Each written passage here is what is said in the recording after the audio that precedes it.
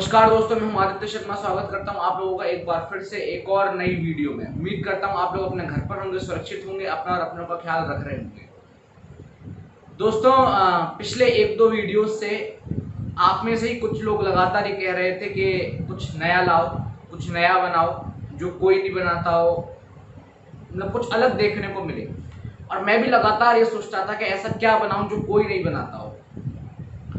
लेकिन कल आखिरकार मुझे इसका जवाब मिला। कल मैं शाम को ज्योग्राफी की बुक पढ़ रहा था, अपनी 11th क्लास की एनसीईआरटी ज्योग्राफी।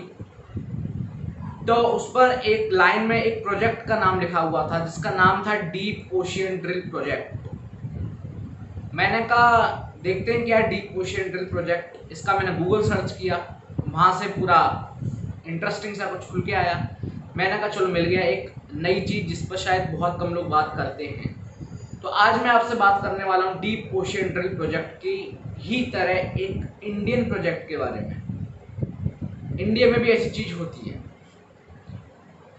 ये शायद हम लोगों को नहीं पता, लेकिन इतना मीडिया कवरेज इसको नहीं मिलता ऐसी चीज़ों को जो भी हमारे इंडिया में होती हैं कि हम लोगों को पता चल पाए। तो आइए बात करते हैं डीप ओशियन ड्रिल प्रोजेक्ट की तरह ओशियन ड्रिल प्रोजेक्ट जो कि इंडियन है।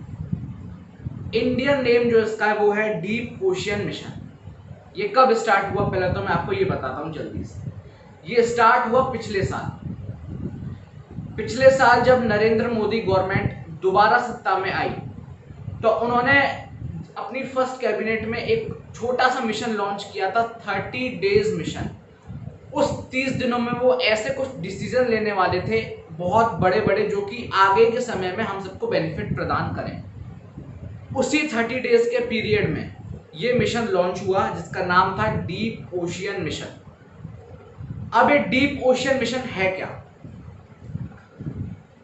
डीप ओशियन मिशन नाम से आप सब समझ रहे होंगे कि ओशियन में डीप जाना को बोल गए भैया डीप ओशियन मिशन। अब डीप क्यों जाना, कैसे जाना है, दो क्वेश्चन अराइज होते हैं। इसरो को हम सब जानते हैं, इंडियन स्पेस रिसर्च ऑर्गेनाइजेशन, जो कि स्पेस के लिए उसका काम क्या है? उसका काम है स्पेस में रिसर्च करना कि स्पेस में कौन सा एस्ट्रॉयड कैसा है, कौन से प्लैनेट पे क्या चल रहा है। ये सब स्पेस की जितनी भी रिसर्च है वो इसरो देखता है। तो स्पेस के साथ साथ ये भी बहुत जरूरी था कि हम लोग ओशियन को भी जाने कि ओशियन में भी क्या होता है। तो उसको स्टडी करने के लिए उसके अंदर हमको क्या क्या यूजफुल मिल सकता है ओशियन के अंदर, उसको स्टडी करने के लिए ये मिशन गवर्नमेंट के द्वारा लॉन्च किया गया, डीप ओशियन मिशन। इसकी जो टोटल लागत, टोटल वैल्यू जो इस पे गवर्नमेंट खर्च करेगी वो करेगी 8,000 से 10,000 करोड़।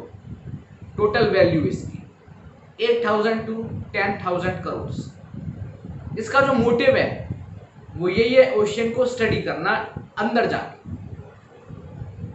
अब भैया इतना खर्च कर रहे हो आप 8 से 10,000 करोड़, तो इसका रिटर्न आपको क्या मिलेगा? इसका रिटर्न आपको मिलेगा बिलियंस ऑफ डॉलर्स। जितना आप खर्च करोगे उससे ट्रिपल, उससे 4 टाइम्स 5 टाइम्स आपको इससे मिलेगा। अब ये कैसे लॉन्च हुआ, किस मिनिस्ट्री के अंडर? ये लॉन्च हुआ 2019 में, जैसे मैंने आपको बताया।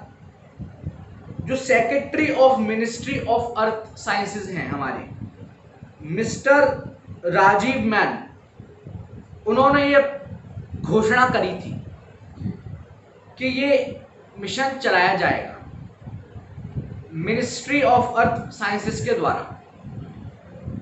मिनिस्ट्री ऑफ अर्थ साइंसेज भी शायद आप लोगों ने नहीं सुना होगा कि ऐसी भी कोई मिनिस्ट्री हमारे यहाँ पे है।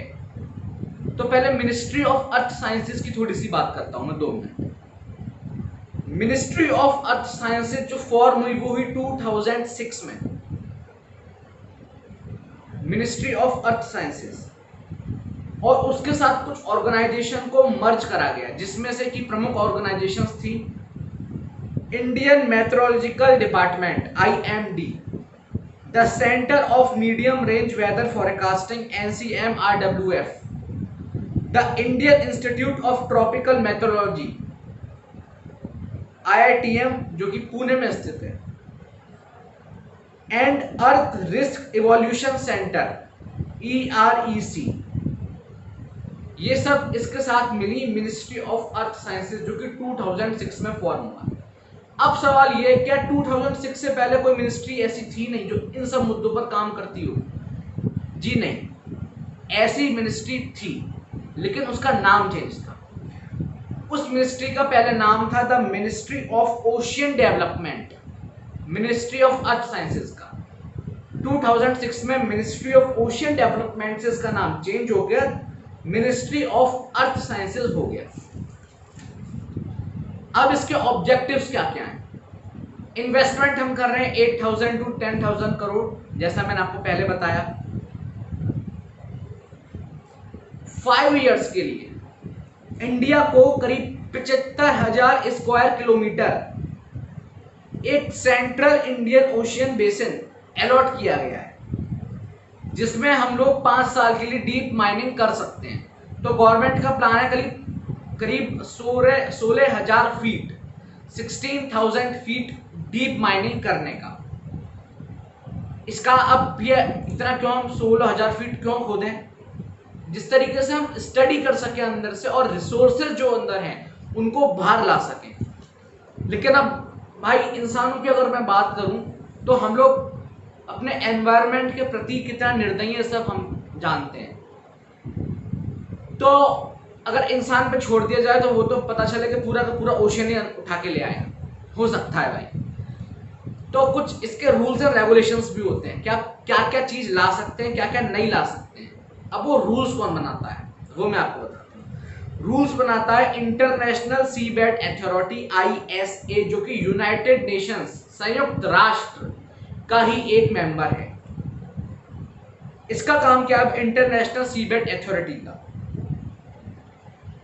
इस बॉडी का यही काम है कि जिन जिन कंट्रीज को जमीन अलॉट की जाएगी डीप माइनिंग के लिए, जो कि की जाती है, इंडिया को करीब करी गई है, मैंने आपको बताया 16,000 फीट।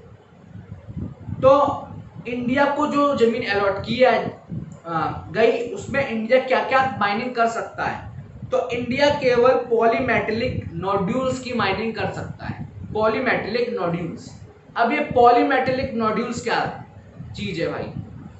पॉलीमेटेलिक नोड्यूल्स जो हैं उनको हम लोग मैग्नीज नोड्यूल्स भी बोलते हैं, जो कि पोटैटो साइज्ड, आलू के शेप के होते हैं, और इनका जो साइज होता है वो होता है मिलीमीटर से सेंटीमीटर, मतलब बहुत छोटा, और ये डीप सी में फाउंड होते हैं, बहुत गहरे समुद्र में।